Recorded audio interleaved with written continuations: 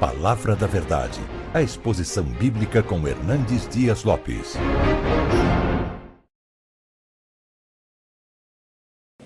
O texto que eu quero compartilhar com vocês está em 2 Timóteo, capítulo 4, dos versos 9 a 18. Abra sua Bíblia comigo, por favor. Segunda carta de Paulo a Timóteo, capítulo 4, versos 6 a 18.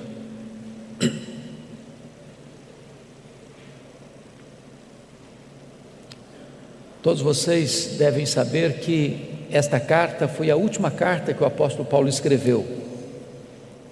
E Paulo escreveu esta carta da sua segunda prisão em Roma. Segundo os historiadores, a prisão Marmetina,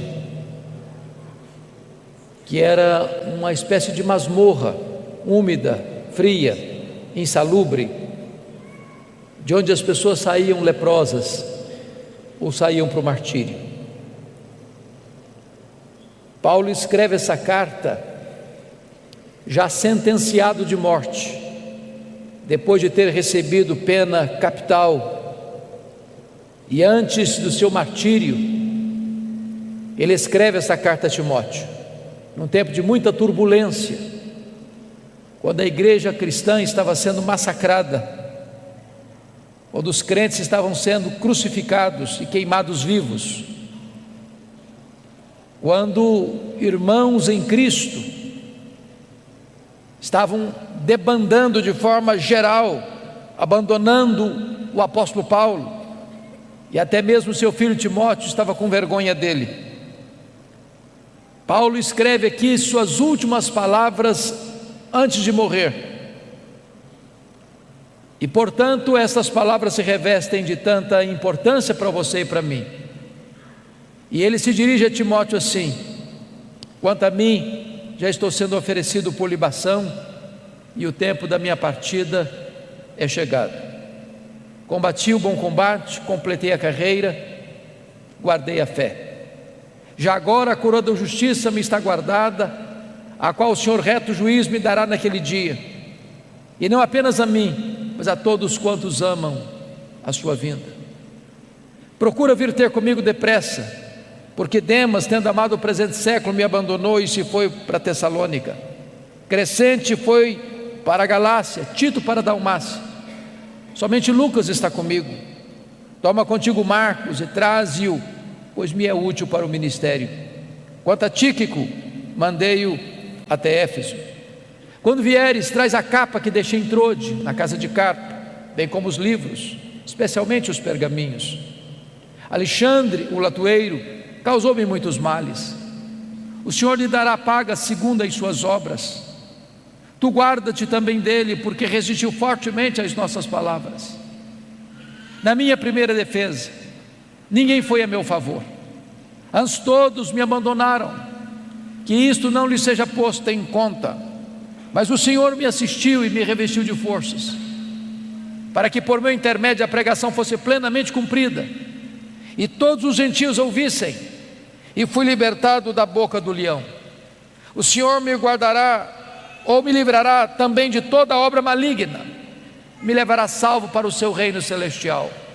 A Ele glória pelos séculos dos séculos. Amém. Eu quero pedir permissão para você, para só voltar nesse texto, na conclusão da minha fala. Meu propósito nesta noite é apresentar a vocês o apóstolo Paulo. Quem foi este homem que morreu pobre, velho, abandonado, cheio de cicatrizes, acusado de ser o líder dos incendiários de Roma? Quem é este homem que, inobstante morrer debaixo de ostracismo, é mais influente na história do que todos os Césares de Roma juntos?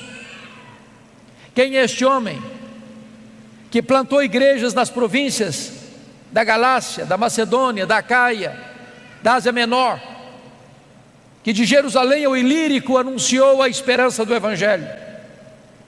Quem é este homem que dos 27 livros do Novo Testamento escreveu 13 deles, e que ainda hoje influencia milhões e milhões de pessoas? Meu propósito nesta noite é apresentar a vocês este homem. Quem é este homem chamado Paulo? A primeira referência que nós poderíamos encontrar dele na Bíblia está lá em Filipenses capítulo 3, versos 5 e 6, quando diz que ele foi circuncidado ao 8º dia, da linhagem de Israel, da tribo de Benjamim, hebreu de hebreus, quanto à lei fariseu, quanto ao zelo perseguidor da igreja. Diz a Bíblia em Atos 22, 3, que ele nasceu em Tarso da Sicília, por isso era um cidadão romano, e foi enviado ainda jovem para Jerusalém para estudar aos pés do grande mestre Gamaliel, neto do rabino Hilel, para ser um grande líder do seu povo. Diz Gálatas capítulo 1, versículo 14, que ele se destacou entre seus pares, entre seus contemporâneos, pelo zelo que ele tinha pela lei de Deus, pela maneira tão rigorosa com que ele estudou e se preparou para se transformar um grande rabino judaico, um homem de uma personalidade forte, um homem de um temperamento firme, um homem de uma capacidade intelectual sem precedentes no seu tempo, um homem que foi levantado para ser o grande líder do seu povo. Mas curiosamente, enquanto Saulo crescia e se fortalecia em Jerusalém, diz a Bíblia que um outro rabino também se despontava em Israel, não na decantada Jerusalém, território dos grandes luminários do saber teológico, mas na pequena, na desprezada Nazaré da Galileia, não perlustrando os bancos de uma universidade, mas com as mãos calejadas, trabalhando na faina de uma carpintaria. Diz a Bíblia que este rabino da Galileia, aos 30 anos de idade, deixa Nazaré, vai ao Jordão e é batizado por João Batista e dá início ao seu ministério. A Bíblia diz que ele ensinava não como os escribas e fariseus, mas como quem tinha autoridade. Os cegos viam, os coxos andavam, os mudos falavam, os surdos ouviam, os leprosos eram purificados, os mortos ressuscitavam, a glória de Deus nele se manifestava. Isso provoca o ciúme e a inveja dos fariseus, dos escribas, dos saduceus, dos religiosos de Jerusalém. Caçam-no, perseguem-no, prendem-no, crucificam-no, sepultam-no para alívio do sinédrio judaico. Mas no terceiro dia, após seu sepultamento, no primeiro dia da semana, uma notícia explode como uma bomba no arraial do sinédrio. O túmulo do Rabi da Galileia foi aberto, e aberto de dentro para fora. Ele ressuscitou, ele venceu a morte, ele triunfou sobre a morte, ele matou a morte com a sua morte ao ressuscitar gloriosamente da sepultura. É nesse momento, irmãos, que se levanta Saulo de Tarso, como braço de ferro do sinédrio judaico, para perseguir com fúria insana o cristianismo que nascia. E a Bíblia nos informa que este homem recebe 2 epítetos, 2 adjetivos no livro de Atos. Primeiro, ele era uma fera selvagem. Você pode constatar isso olhando Atos 9:1, está escrito que ele respirava ameaças e morte contra os discípulos do Senhor. Essa expressão na língua grega é a mesma para uma fera selvagem que salta sobre a sua presa para devorá-la. Ele era uma fera selvagem. Se não, vejamos, a Bíblia diz em Atos 8:3 que ele assolava a igreja, entrando nas casas, arrastando homens e mulheres para encerrá-los no cárcere. Ele não respeitava domicílio doméstico, ele assolava a igreja, ele invadia domicílios, ele prendia homens e mulheres. Mas diz Gálatas capítulo 1, versículo 13, que ele devastava a igreja de Deus, como uma tempestade, como um vendaval que vinha sobre a igreja com fúria, com ódio, com rigor assassino. Mas diz Atos capítulo 9, verso 21, que ele não apenas assolava e devastava, ele exterminava aqueles que professavam o nome de Jesus na cidade de Jerusalém. E você bem sabe que exterminar não é prender, exterminar não é bater, exterminar é matar. Saulo era um assassino, Saulo era uma fera selvagem, Saulo era um homem truculento e cruel. Se não, vejamos, diz Atos capítulo 22, versículo 4, que ele perseguiu o caminho até a morte. Em outras palavras, ele não perseguia apenas os crentes, ele perseguia a religião dos crentes, ele perseguia o caminho. Mas diz Atos 26, versículo 9, que ele entendia que devia fazer muitas coisas contra o nome de Jesus. Em outras palavras, ele perseguia os crentes, ele perseguia a religião dos crentes, ele perseguia o Deus dos crentes, ele perseguia Jesus. Mas Atos 26, 10 diz que ele encerrou muitos dos santos em prisões, e contra esses muitos santos dava o seu voto quando os matavam. Em outras palavras, ele não era apenas um assassino, ele era um serial killer, ele era um assassino em série. Ele mandou matar muita gente em Jerusalém.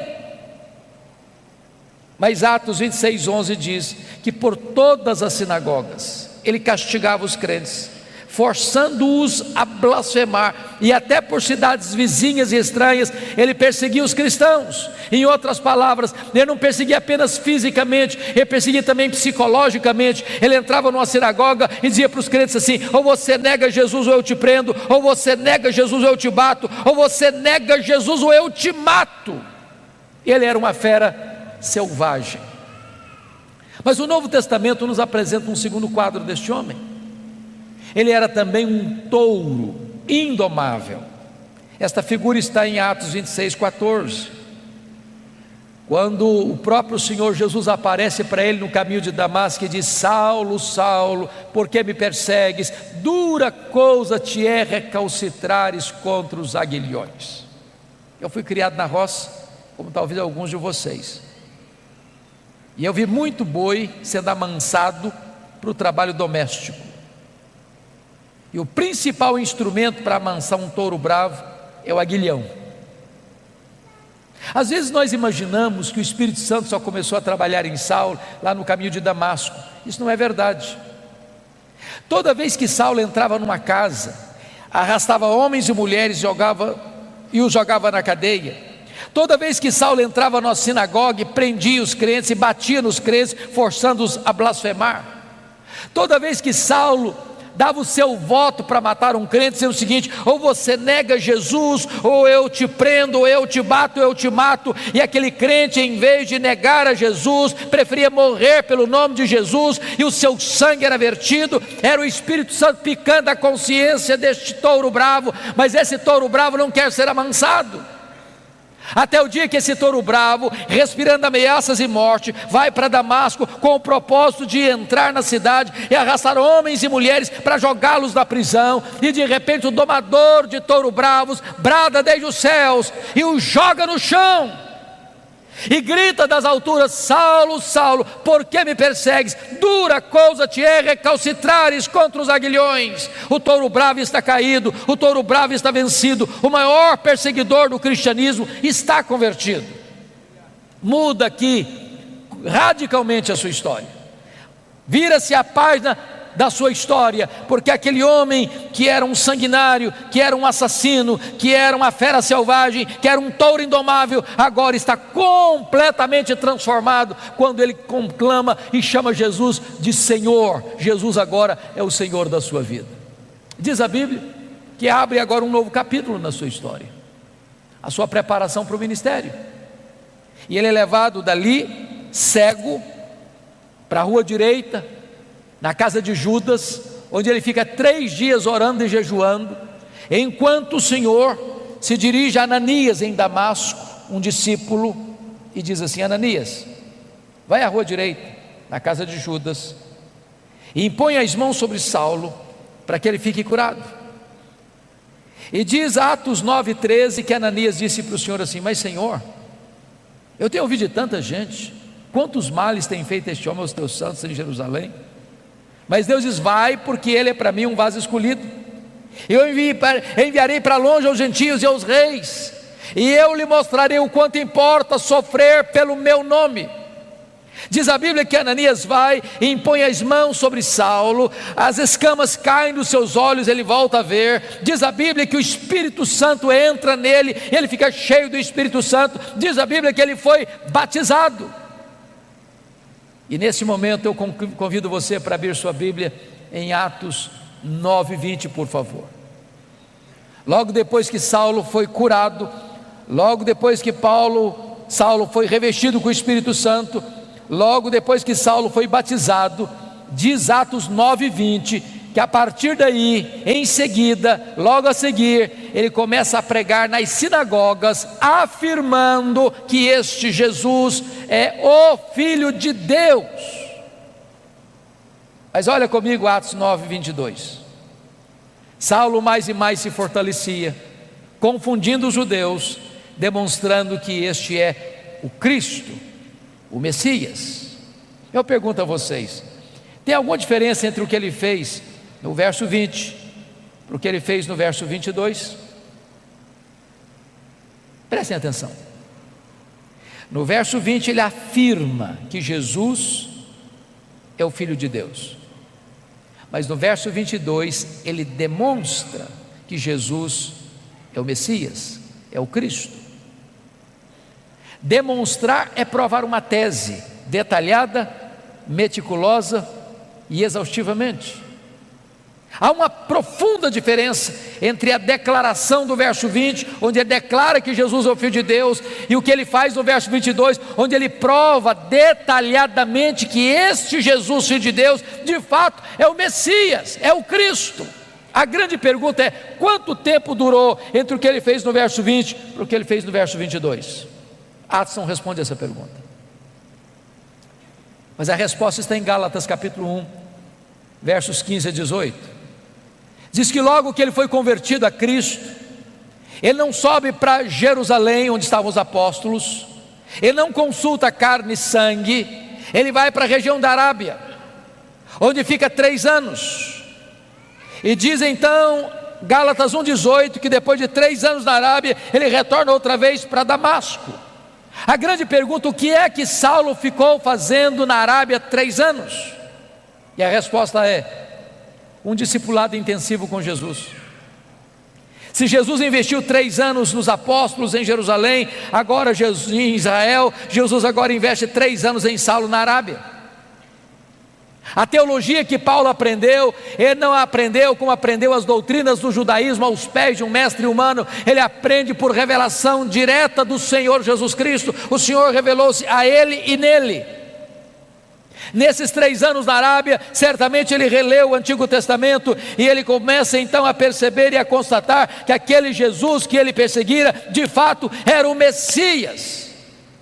Convencido, portanto, dessa verdade, depois de 3 anos, diz Gálatas 1,18, que ele retorna outra vez para Damasco, e é nesse retorno para Damasco que se encaixa Atos 9:22. Saulo mais e mais se fortalecia, confundindo os judeus, demonstrando que Jesus é o Cristo. O que é que acontece com ele? Os judeus querem matá-lo, ele precisa fugir, de forma humilhante, dentro de um cesto, muralha abaixo, de noite. Para onde ele vai agora? Agora ele vai para Jerusalém. E aqui eu quero levantar uma tese com os meus amados irmãos, e preciso muito da sua atenção, porque às vezes nós imaginamos, irmãos, que Saulo foi já usado poderosamente por Deus desde a sua conversão. Isso não é um fato. A tese que eu quero levantar é que quando Saulo vai para Jerusalém aqui, ele vai não guiado pela nova aliança, mas vai dirigido pela velha aliança. A nova aliança foi uma doutrina gloriosa que o próprio apóstolo Paulo mais tarde vai expor lá na sua segunda carta aos Coríntios, a partir do capítulo 2, verso 14, quando ele diz: graças porém a Deus, que em Cristo sempre nos conduz em triunfo, e por meio de nós manifesta a fragrância do seu conhecimento, tanto nos que são salvos como nos que se perdem. Para um cheiro de vida para a vida, para outro cheiro de morte para a morte. Mas quem porém é suficiente para essas coisas? A pergunta fica no ar no capítulo 2, versículo 16 de 2 aos Coríntios, e só é respondida no capítulo 3, a partir do verso 4 a 6, quando ele diz: a nossa suficiência vem de Deus. O que é a velha aliança? A velha aliança é o que aconteceu quando Moisés desceu com as tábuas da lei do Monte Sinai. O povo disse para Moisés: tudo que o Senhor falou, nós faremos. Pergunta: vocês fizeram? Não, não fizeram. Por que não fizeram? Faltou-lhes sinceridade? Não, faltou-lhes poder. A velha aliança pode ser resumida assim: tudo depende de mim, nada depende de Deus. A nova aliança pode ser resumida assim: tudo depende de Deus, nada depende de mim. Pois eu quero lhes dizer que quando Saulo sobe para Jerusalém, ele está governado não pela nova aliança, mas pela velha aliança. Sabem por quê? Porque ele sobe para Jerusalém com a seguinte ideia latejando em sua mente: eu serei o grande líder da igreja de Jerusalém. Ele tinha motivos para pensar isso. Primeiro, todos os apóstolos de Jesus eram galileus, exceto Judas Iscariotes, que a essas alturas não existia mais. E vocês sabem que aqui na Judéia, em Jerusalém, os galileus eram tratados como gente segunda classe, com total desprezo, com total acepção e preconceito. Tanto é fato que quando o Pentecoste acontece, o derramamento do Espírito vem, as multidões se reúnem às 9 horas da manhã no cenáculo, e uns olham e dizem assim: ah, esquece, são galileus. Outros disseram o seguinte: estão bêbados. Saulo pensou assim: esses galileus aqui em Jerusalém não vão conseguir nada. Segunda razão: os apóstolos do Senhor Jesus eram homens iletrados, e Jerusalém era a capital intelectual da teologia. Lá estavam os escribas, lá estavam os doutores da lei, lá estavam os fariseus, lá estavam os saduceus, lá estava o sinédrio, lá estava a fortaleza teológica de Israel. E Saulo pensou: esses homens, além de galileus, são iletrados, não vão conseguir nada aqui. Ainda mais, Saulo era um homem intelectual. Saulo tinha livre trânsito nos corredores do poder eclesiástico.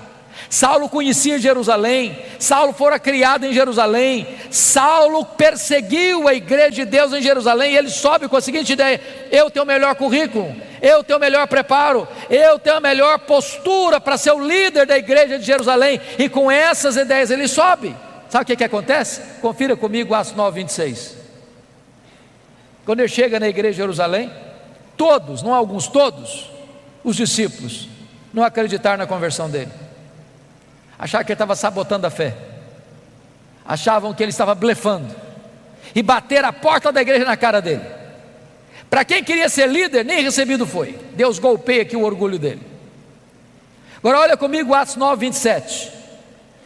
Diz a Bíblia que Barnabé o apanha, Barnabé o apresenta aos apóstolos, os apóstolos recebem Saulo, e agora então ele tem livre trânsito na igreja, ele entra e sai, discute com os helenistas, e diz a Bíblia que os helenistas resolvem matá-lo.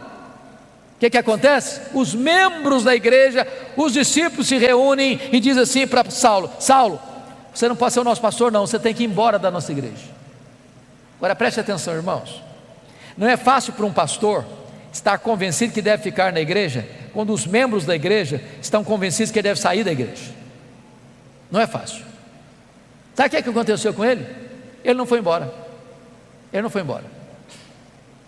Mas se você olhar Atos 26, 17, não foram apenas os crentes que mandaram ele embora, não. O próprio Deus apareceu para ele numa visão em Jerusalém e diz assim: vai embora de Jerusalém, que eles não vão te ouvir. Meus irmãos, ser mandado embora pelos líderes da igreja é uma coisa, ser mandado embora pelos membros da igreja é outra coisa, mas ser mandado embora da igreja pelo próprio Deus, parece que não resta opção. Mas sabe qual a decisão dele? Ele não foi embora. Aliás, confira aí comigo Atos 22, 18 e 19, que ele discute com Deus. Ele arrasou com Deus, mas Senhor, eu persegui a igreja aqui. Quando se matou Estevão, tua testemunha estava presente, consentia nisso, até guardei as vestes daqueles que o apedrejaram. Sabe o que ele está dizendo para Deus? Oh Deus, o Senhor pensa melhor, o Senhor pensa direito, o Senhor não pode cometer esse erro estratégico. Eu sou o cara, eu sou o homem, eu tenho o melhor currículo, eu tenho o melhor perfil, eu tenho o melhor preparo. Se o Senhor me tirar daqui, essa aqui não vai para frente, eu sou indispensável. Sabe o que aconteceu? Deus não mudou, foi Saulo quem tem que mudar e mudar. Deus diz, vai! Sabe o que aconteceu com ele? Ele não foi. Volte a ler comigo agora Atos 9:30 e você perceberá isso. Os discípulos pegaram Saulo e o levaram até Cesareia. Preste atenção que ele não foi, ele foi levado. Ele não saiu, saíram com ele. Ele saiu de Jerusalém como Ló saiu de Sodoma, a reboque. E mandaram-no depois para onde? Para Tarso. Onde era Tarso? O lugar que ele nasceu. Sabe o que Deus está dizendo para esse cara que você acha insubstituível? Meu filho, se você pensa que eu preciso de você, você está muito enganado. É você quem precisa de mim. Você quer saber de uma coisa? Arruma as malas e volta para casa. Arruma as malas e volta para casa. Entenda isso, amado irmão. Deus não precisa de você, é você quem precisa de Deus. Você não é insubstituível. Sabe o que aconteceu com ele? Para quem queria ser o líder, ele fica lá em Tarso mais de 10 anos, no molho, no anonimato, longe dos holofotes, longe das luzes da ribalta. Sabe por quê, irmãos? Porque primeiro Deus estava trabalhando nele, para depois Deus trabalhar através dele. Deus está mais interessado em quem você é do que no que você faz. Você primeiro precisa entender que tudo depende de Deus, nada depende de você. Mas o pior não tinha acontecido não. O pior está em Atos 9:31, confira aí comigo. No dia que Saulo arrumou as malas e foi embora da igreja de Jerusalém, diz a Bíblia que a igreja passou a crescer e passou a ter paz. Você quer algo pior do que isso para um pastor? No dia que o pastor vai embora da igreja, todos os problemas da igreja se resolvem. A igreja explode em crescimento. Tudo depende de Deus, nada depende de nós. Muitos anos depois, acontece um avivamento em Antioquia da Síria, terceira maior cidade do mundo. A igreja de Jerusalém manda para lá Barnabé, e diz Atos 11:25 que Barnabé, ao chegar lá, corre para Tarso, lembra-se de Saulo, pega Saulo, leva para Antioquia, e lá eles ensinam uma multidão de discípulos. Então Atos 13:1-3 diz que quando a igreja estava reunida em oração e jejum, o Espírito Santo apareceu e disse assim: separai-me agora a Barnabé e a Saulo para a obra que os tenho chamado. Agora preste bem atenção a quem o Espírito Santo mandou separar. Não foi Saulo e Barnabé, foi Barnabé e Saulo. Você já foi reserva alguma vez? Já ficou na sombra de alguém alguma vez? Ele não era o líder, ele era o liderado. Deus ainda estava trabalhando nele, para depois Deus trabalhar através dele. Então eles saíram para a obra missionária. O jovem João Marcos, primo de Barnabé, os acompanha como auxiliar dos dois missionários. Eles chegam em Pafos, e diz a Bíblia que ali em Pafos o procônsul Sérgio Paulo está interessado no Evangelho, mas o seu mágico particular Elimas tenta impedir o procônsul de ouvir o Evangelho. E diz a Bíblia que Saulo, cheio do Espírito Santo, se dirige ao mágico assim: ó filho do diabo, até quando perverterás os retos caminhos de Deus? Pois ficarás cego. O mágico fica cego, os olhos espirituais do procônsul são abertos e ele é convertido a Cristo. E diz a Bíblia que a partir dali, Saulo deixa de usar o seu nome judaico Saulo para usar o seu nome romano Paulo, e a partir dali ele se transforma no maior líder do cristianismo. Sabem por quê? Porque agora ele tinha entendido a verdade: tudo depende de Deus, nada depende de mim. Dali eles saem para perto da Panfilha, Atos 13:13. E diz a Bíblia que em Atos 13:13, em perto da Panfilha, o jovem João Marcos deixa os 2 missionários e volta para Jerusalém. Você pode até perguntar: por que o João Marcos deixou os 2 missionários? A Bíblia não diz, mas eu lhes darei 3 possibilidades. Primeira, quando ele saiu de Antioquia, ele pensou que fazer missões era turismo. Quando ele percebeu que não era turismo, ele ficou decepcionado e disse: não, isso eu não quero não. Segunda possibilidade, quando ele saiu de Antioquia, o líder da caravana era o seu primo Barnabé. No meio do caminho muda o comando, agora é Paulo o comandante. Não, sob o comando do meu primo eu vou, o comando desse outro aqui eu não vou não. Terceira possibilidade, eu creio nessa. Diz Gálatas capítulo 4, versos 13 a 15, que Paulo pregou o evangelho pela primeira vez na Galácia, Antioquia da Pisídia, Icônio, Derbe e Listra, por causa de uma enfermidade física. Que enfermidade física era essa? Que ele chamou em 2 Coríntios 12:7 de um espinho na carne, mensageiro de Satanás, para lhes bofetear, a fim de que ele não se ensoberbecesse. A Bíblia não diz que ele saiu doente de Antioquia, mas a Bíblia diz que ele chegou doente no primeiro destino da sua viagem missionária. Os estudiosos afirmam que Paulo contraiu uma malária em Antioquia, nessa região de perto da Panfilha, que era uma região alagadiça, pantanosa, com forte incidência de malária, que dava uma dor de cabeça alucinante, que afetava a visão inclusive. Então João Marcos deve ter pensado assim: bom, eu estou muito jovem para ficar doente, eu vou voltar para a casa da minha mãe. Então diz a Bíblia que ali Paulo contrai essa malária, não diz que contrai a malária, mas que ele sai doente e chega subindo as montanhas do Cáucaso, chega nessa região da Galácia do Sul, onde ele enfrenta muitas lutas, ele é apedrejado, ele enfrenta dramas crudelíssimos, mas deixa igrejas plantadas, deixa liderança estabelecida, ele planta igrejas e estabelece liderança daquelas igrejas, apesar de tantas dificuldades.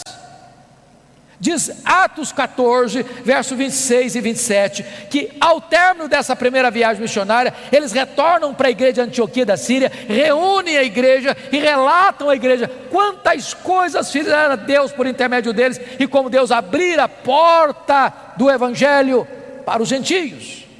Aqui uma nota de rodapé, meus irmãos: há espaço para testemunhos na igreja, mas não há espaço para projeção humana na igreja. Eles não relataram quantas coisas fizeram eles relataram quantas coisas fizera Deus.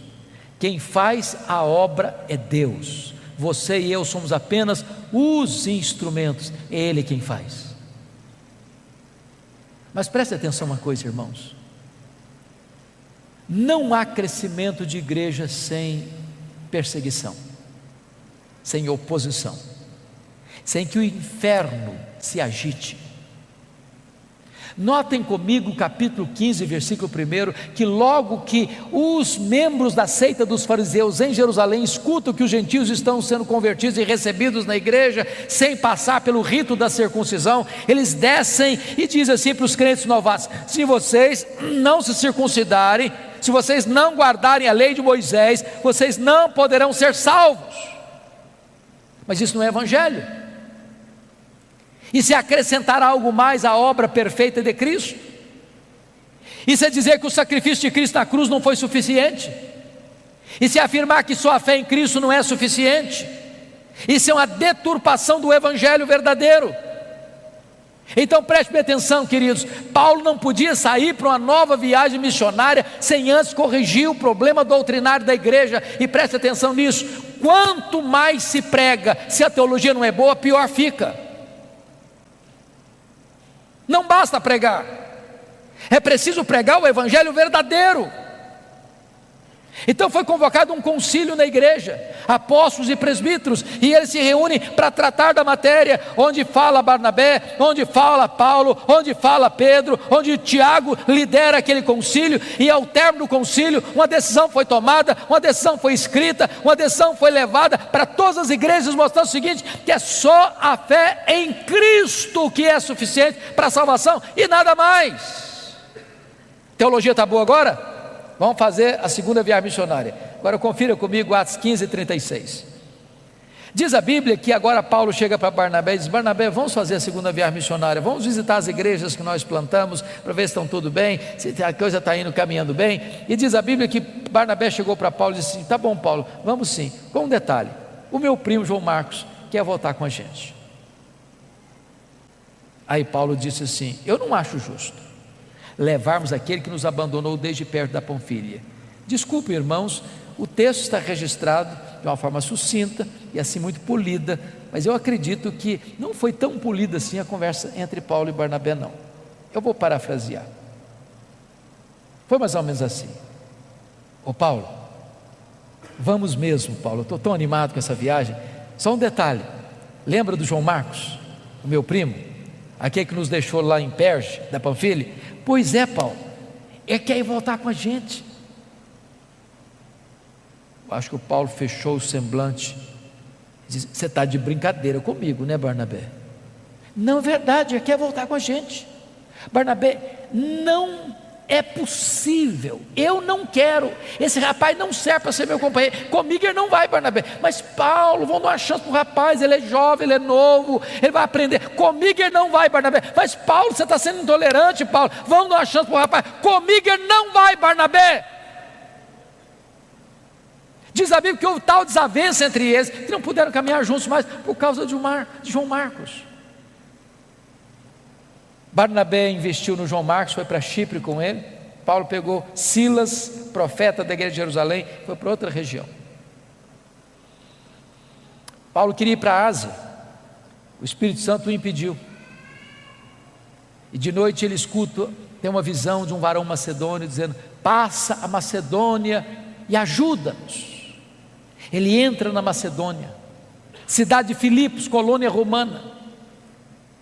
Ele vai numa reunião de oração à beira do rio, e Deus abre o coração de Lídia e começa uma igreja na casa dela.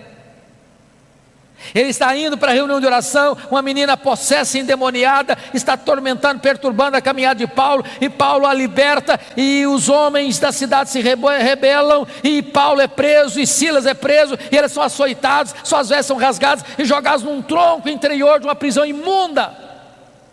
À meia-noite eles cantam e oram, as prisões se abrem, as portas se abrem, o terremoto sísmico abala a prisão, e o comandante, aliás, o guarda o sentinela daquela prisão, percebendo que as portas estão abertas, e sabendo que ele era o responsável, vai se matar com a espada, e Paulo diz: não te faças nenhum mal, todos estamos aqui. E ele trêmulo pergunta: o que eu devo fazer para ser salvo? Crê no Senhor Jesus e será salvo tu e a tua casa. E o carcereiro é convertido, o carcereiro é batizado, a obra de Deus é estabelecida naquela cidade. Diz a Bíblia que Paulo vai para frente em Tessalônica e ele é escorraçado. Diz a Bíblia que ele vai para Bereia e ele é enxotado. Agora preste atenção nesse detalhe. Quem dá a direção missionária da igreja é Deus, mas quem escolhe os melhores métodos somos nós. Prestem atenção no que Paulo vai fazer. Paulo só vai se fixar em cidades estratégicas. Ele sabia que tinha pouco tempo. Filipos é colônia romana, Tessalônica era a capital da Macedônia, Bereia era a importante cidade da Macedônia, Atenas era a capital intelectual do mundo, Corinto era a capital da província da Caia, Éfeso era a capital da província da Ásia Menor. O que Paulo está nos ensinando, irmãos? Metodologia missionária. Vamos plantar uma igreja? Vamos. Onde? Que cidade? Vamos comprar um terreno? Vamos alugar um salão? Vamos construir um templo? Vamos. Em que bairro? Em que rua? Que terreno? Porque às vezes nós escolhemos o lugar mais difícil, mais escondido, de mais difícil acesso, e ficamos lá patinando 20 anos. Se nós tivéssemos estratégias, igrejas estratégicas influenciam toda a sua micro-região.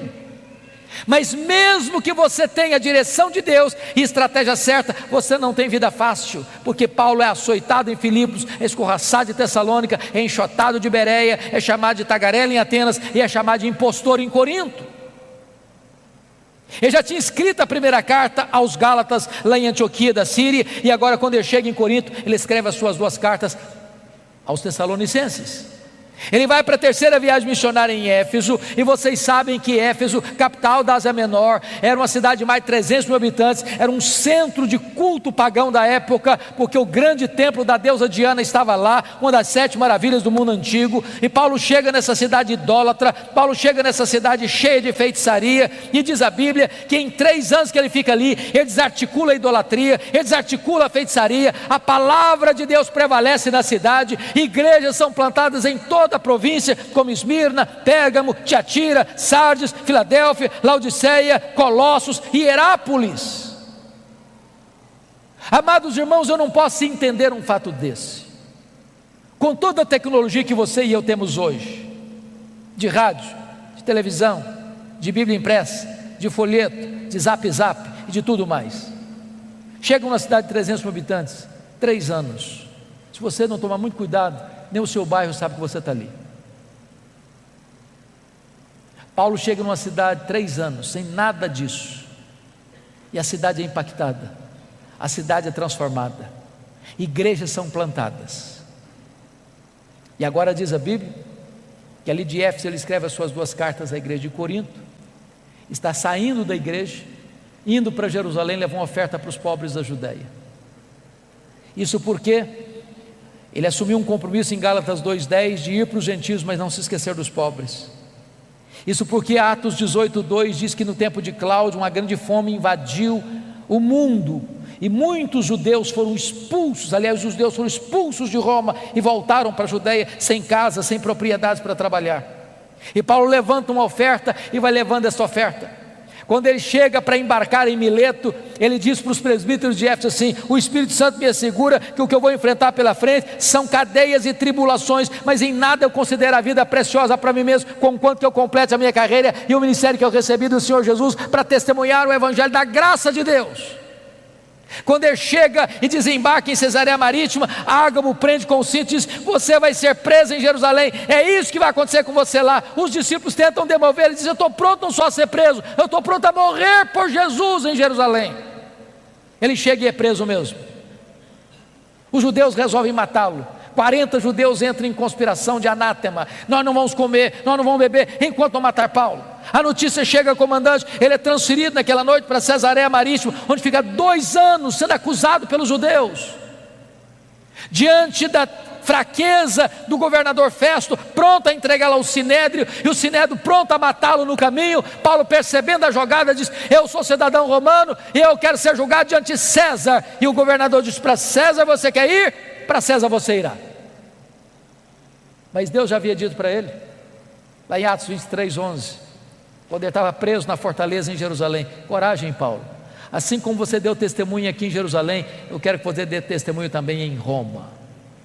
Ora, irmãos, Deus o queria em Roma, e quando ele escreveu sua carta aos romanos, indo para Jerusalém, na Macedônia, ele disse que queria ir para Roma, e de Roma ser enviado à Espanha. O que você espera? Se Deus o quer em Roma, e se ele quer ir para Roma, você espera que a viagem fosse tranquila. Diz Atos 27, que quando ele está para embarcar, ele diz para o comandante assim: não é prudente viajar não, está chegando o inverno, não se navega com segurança no inverno. Mas o comandante não escutou Paulo não, e diz a Bíblia que aquela viagem se torna turbulenta, uma tempestade terrível, o navio se arrebenta todo, o trigo que carregavam teve que ser jogado no mar, e um anjo aparece para Paulo no navio e diz: coragem, Paulo, ninguém vai morrer, tem 276 pessoas nesse navio, todo esse time vai estar entregue nas suas mãos, eu por amor a você vou poupar essa gente, mas vocês vão ter que dar numa ilha. Quando o dia amanheceu, eles avistaram a ilha de Malta, e diz a Bíblia, quando desembarcaram, tinha uma fogueira para aquecê-los, e diz a Escritura que a única pessoa que tentou então manter a fogueira acesa foi o apóstolo Paulo, foi catar graveto e jogar naquela fogueira, e quando ele joga um punhado de graveto na fogueira, uma víbora brota do fogo e prende na mão do Paulo. Quando a cobra prende na mão do Paulo, os malteses gritaram: é um assassino, tenta se livrar do mar, a justiça não deixa viver, vai cair, vai inchar, vai morrer. Não caiu, não inchou, não morreu, mudar de opinião, é um Deus. Não, agora não é nem um assassino, nem um Deus, é o servo do Deus vivo. Não foi a tempestade que levou Saulo, ou melhor Paulo, para ele de Malta, foi a mão da providência divina. Porque tinha o pai do prefeito doente, Paulo orou por ele, foi curado. Os demais enfermos vieram e eles foram curados. E Paulo passa ali os 3 meses do inverno e recebe toda a ajuda para ir para Roma com todas as suas necessidades supridas. E então diz a Bíblia que ele chega em Roma, não como sonhara chegar, mas chega preso, chega algemado. E ele escreve a sua carta aos Filipenses, diz assim: meus irmãos, eu quero que vocês saibam que as coisas que me aconteceram têm antes contribuído para o progresso do Evangelho. Você poderia até perguntar: mas Paulo, o que aconteceu com você que contribuiu para o progresso do Evangelho? Ele faria um resumão para nós assim: olha, eu fui perseguido em Damasco, eu fui rejeitado em Jerusalém, eu fui esquecido em Tarso, eu fui apedrejado em Listra, eu fui açoitado em Filipos, eu fui escorraçado de Tessalônica, eu fui enxotado de Bereia, eu fui chamado de tagarela em Atenas, eu fui chamado de impostor em Corinto, eu enfrentei feras em Éfeso, eu fui preso em Jerusalém, eu fui acusado em Cesareia, eu enfrentei um naufrágio para Roma, eu fui picado por uma cobra em Malta, eu cheguei em Roma preso e algemado. Mas eu quero que vocês saibam que as coisas que me aconteceram têm antes contribuído para o progresso do Evangelho. Esse homem não crê em acaso, esse homem não crê em sorte, esse homem não crê em azar, esse homem não crê em determinismo cego, esse homem não crê em olho gordo, esse homem não crê em misticismo, esse homem sabe que a mão de Deus dirige o seu destino. Porque ele está preso em Roma, 3 coisas ele testemunha que aconteceram. Primeiro, a igreja foi mais encorajada a pregar. Olha que coisa interessante. Quando a igreja de Roma viu que Paulo preso estava trabalhando mais que eles, se mexeram.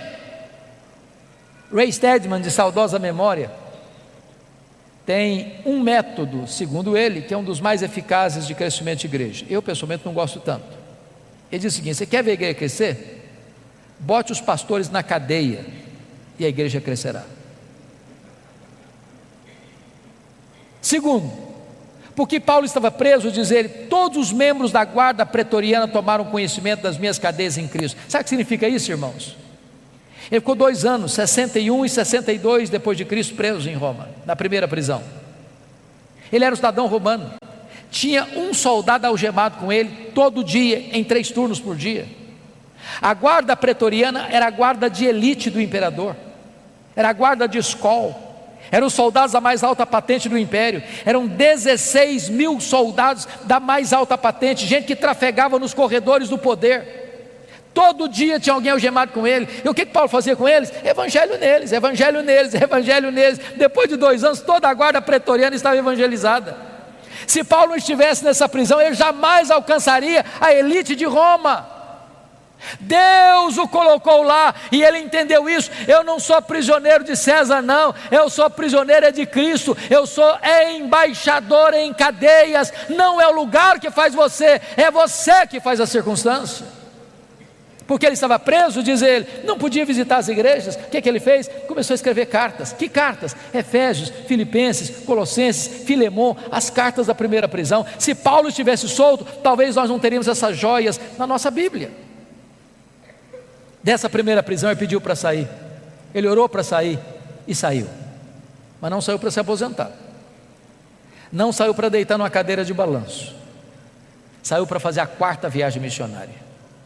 Deixou Tito em Creta, deixou Timóteo em Éfeso, muito provavelmente foi à Espanha, como relata a maioria dos historiadores. Passou por Nicópolis, escreveu mais 2 cartas, 1 Timóteo e Tito. Mas agora, irmãos, uma tragédia acontece no mundo. 17 de julho do ano 64, Nero põe fogo em Roma, assiste o espetáculo do alto da torre de Mecenas, 7 noites, 6 dias de incêndio. 17 de julho a 24 de julho, a maior cidade do mundo, mais de 1 milhão de habitantes, devorada pelas chamas. 70% da cidade destruída. Dos 14 bairros, 10 bairros destruídos. Quando o incêndio termina, constata-se que os 4 bairros restantes, densamente povoados por judeus e cristãos, dão a Nero um álibi para botar a culpa do incêndio de Roma nos crentes. Começa um massacre. Faltou cruz para fazer madeira, tamanha quantidade de crentes crucificados. Os crentes eram queimados vivos para iluminar as noites de Roma. Um massacre, uma chacina, uma coisa indescritível. Nesse momento Paulo é caçado como o maior líder do cristianismo, e ele é preso, talvez em Trode, na casa de Carpo. Não deu para pegar seus livros, nem seus pergaminhos, nem mesmo a sua capa pessoal. E agora ele é jogado na masmorra mamertina, um buraco escuro, úmido, frio, insalubre. E é desta masmorra é que ele escreve a sua última carta, a carta segundo Timóteo. E agora eu convido você para abrir o texto lá onde nós começamos, para nós encerrarmos esta palavra. Preste bem atenção, que Paulo está preso agora não é como um apóstolo, como da primeira prisão.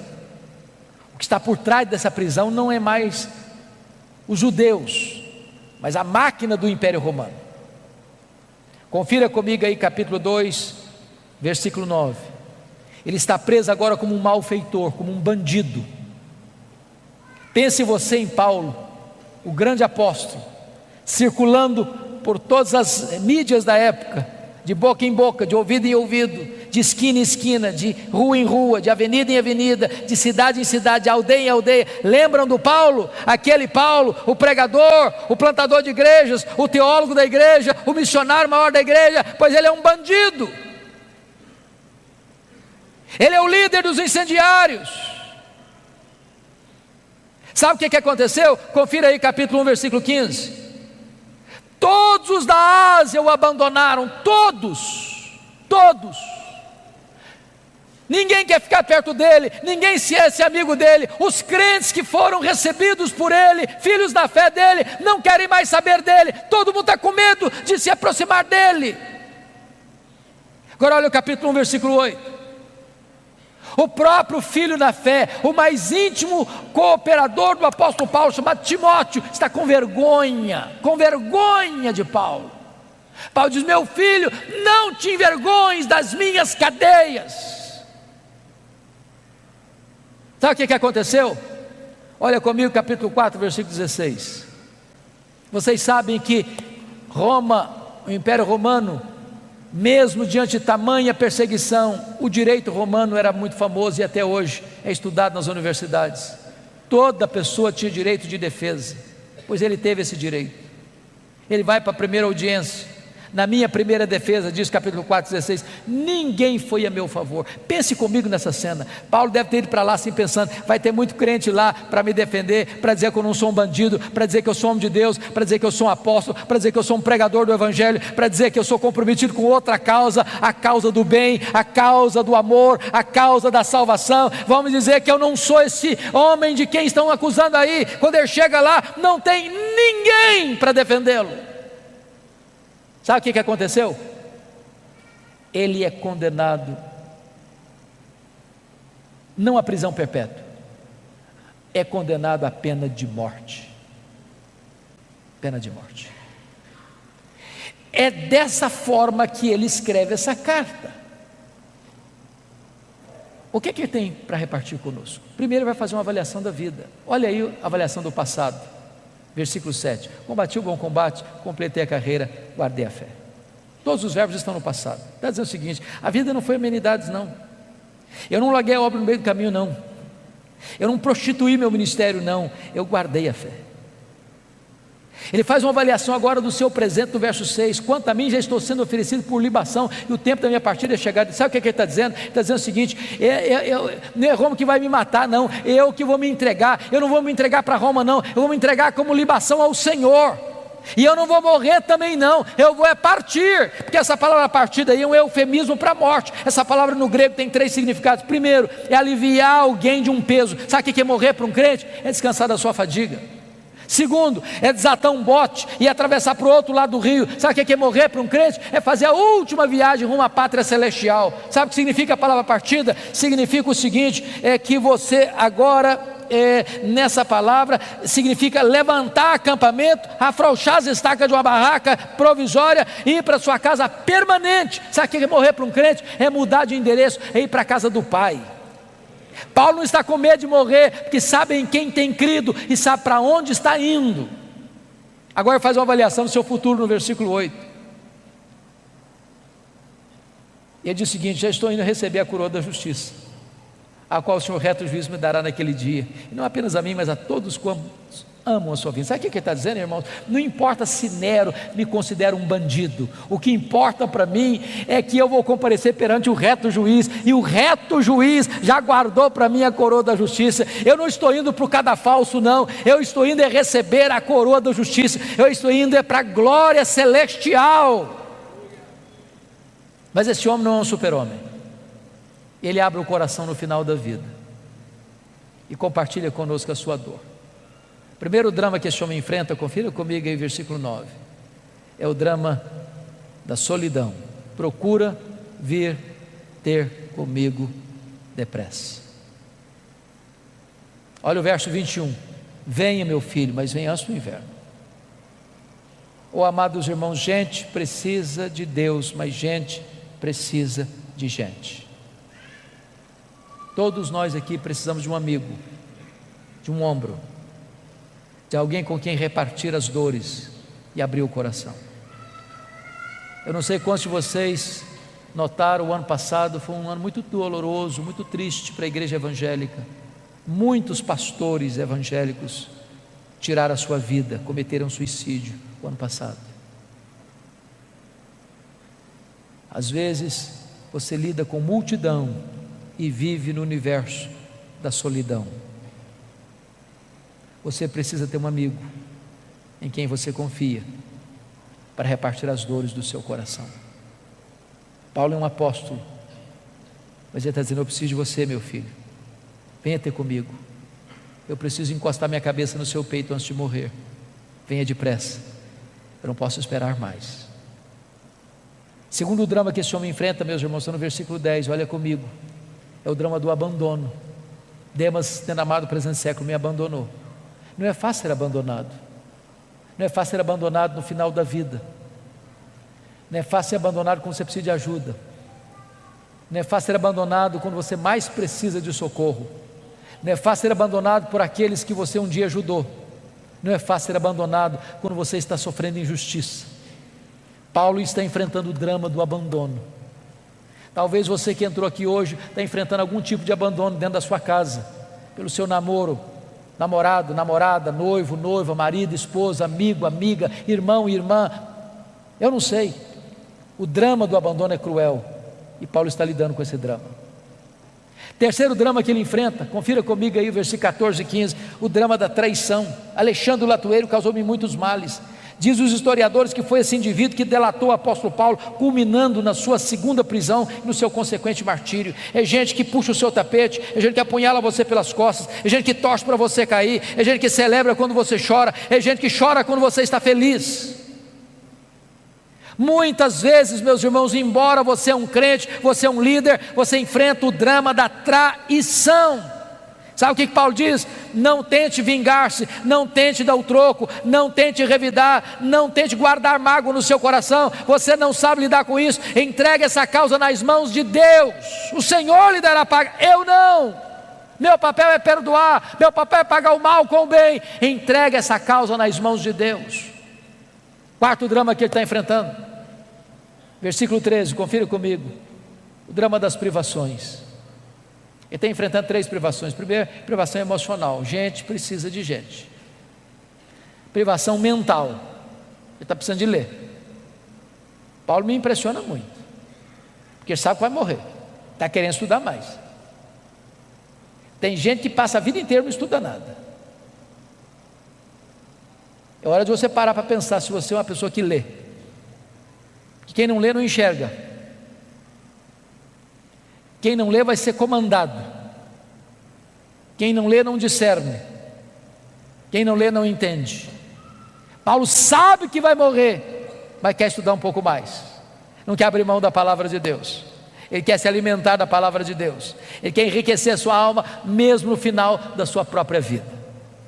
Mas ele enfrenta ainda, irmãos, o drama das privações físicas. O inverno está chegando, não tem uma capa para usar. Você sabe que gente velha sente mais frio que gente nova. Lá em Roma, no inverno, faz mais frio numa masmorra do que fora dela, e a temperatura baixa a 0 grau, até mais do que isso. Ele está dizendo o seguinte: meu filho, se você não vier logo, eu vou morrer de frio antes de ser degolado. Traz a minha capa quando você vier. Sabe o que me impressiona com isso? O maior pastor, maior teólogo, maior missionário, maior plantador de igrejas da história do cristianismo, não tem uma capa surrada para usar no inverno. E você? Tem casa, tem cama, tem roupa, tem comida, tem conforto, e às vezes você está murmurando.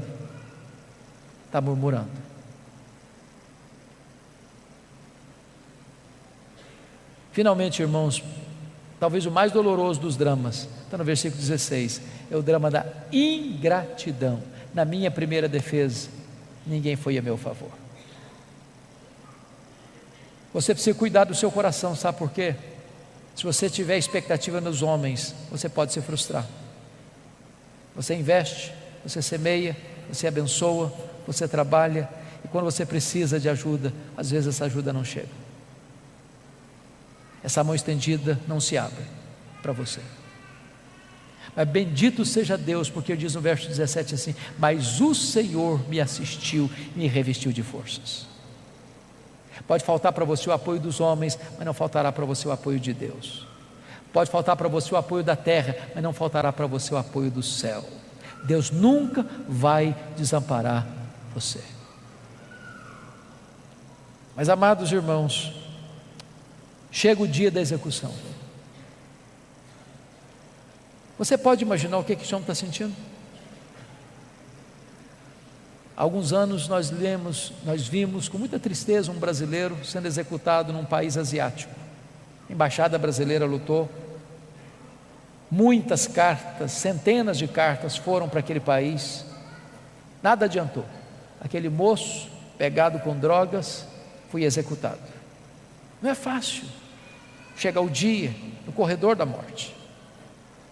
Agora imagine esse homem carcereiro indo lá na masmorra de Marmetina, escura, úmida, insalubre, um buraco de pedra, escorrendo água, o inverno está chegando, é muito úmido.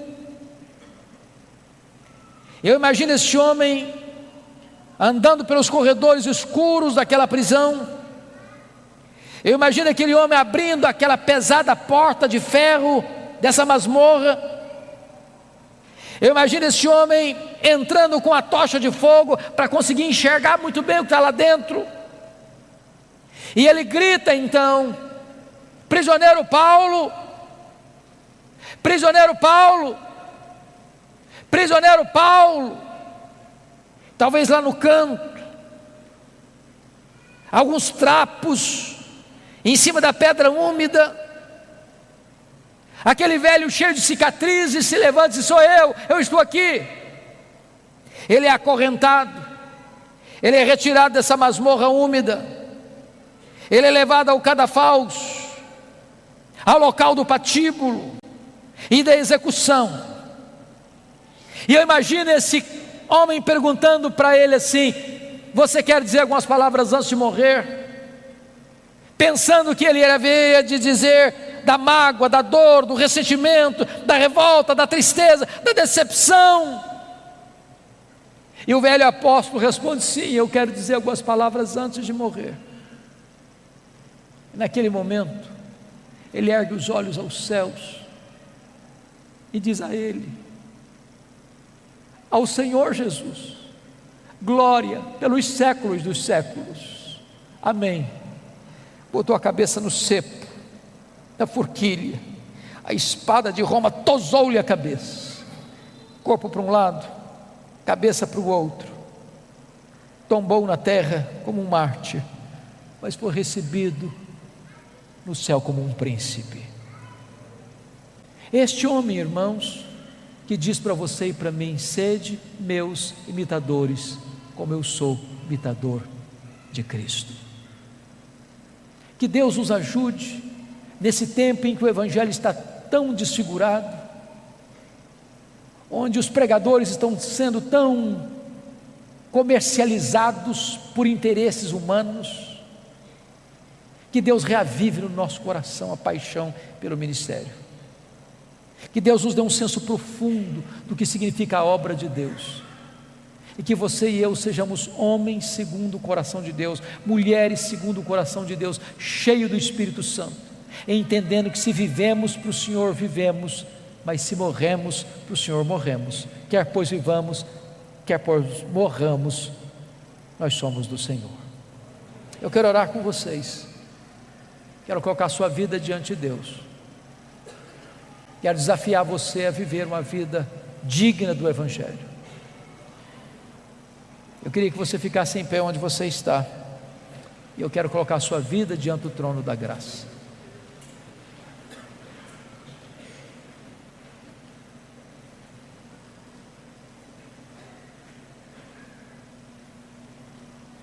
Eu não sei como que você entrou aqui hoje, eu não conheço todas as suas lutas, eu não conheço a sua biografia, a sua história, mas Deus está neste lugar, e hoje Ele quer fazer uma grande obra no seu coração.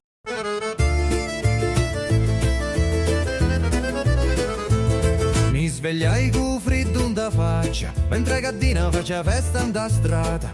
Misi scarpe, uno sì e uno no, e si fuori con tutto cori in moto. A porta scrusciavo, cielo era chiatto, i femmini già parlano un tovatto. Un vicino mi dissi, oh cammini presto, ci rispondi no cerco lo resto. Resto in un giorno che non voli pensare, ma voli campare, ridiri, scappare. E fuori casa tutto era come prima, ma in l'aria c'era una gioia più fina. Un paese si muove come una canzone, ogni voce, ogni passo, ogni parola. Sogno figlio di sta terra sincera, e quando esci fuori mi sento intera. Fuori casa tutto canta, voci risate o profumo d'aranci. Non c'è regola, non c'è strada, si sente libero quando vai in tagliazza. Fuori casa scatta vita, giorno ridi e mente, si sfila con una festa fatta pinnenti, ma restano da memoria sempre presenti.